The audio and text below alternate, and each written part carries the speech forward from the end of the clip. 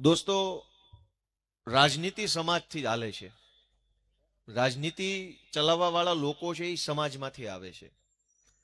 અને એટલે રાજનીતિ અને સમાજ એ સિક્કાની બે બાજુ છે. સમાજ છે તો જ રાજકારણ છે, અને રાજકારણ છે એટલે સમાજનું કંઈક સારું કરી શકાય એવું પ્લેટફોર્મ છે. એટલે સમાજમાંથી રાજનીતિનું નિર્માણ છે, અને રાજનીતિમાંથી જે કામ કરો એનાથી સમાજની દિશા નક્કી થાય. રાજકારણમાં જેવા માણસો હોય એ માણસો જે નિર્ણય કરે એ નિર્ણયની અસર સમાજ ઉપર આવે, અને સમાજ જે નિર્ણય કરે એની અસર રાજનીતિ ઉપર આવે. એટલે સમાજ અને રાજનીતિ બે અલગ અલગ બાબત નથી, બે એક જ વસ્તુ છે. આવું એટલા માટે મારે કહેવું પડ્યું કે જૂના જમાનામાં રાજનીતિમાં કોણ આવતું હતું.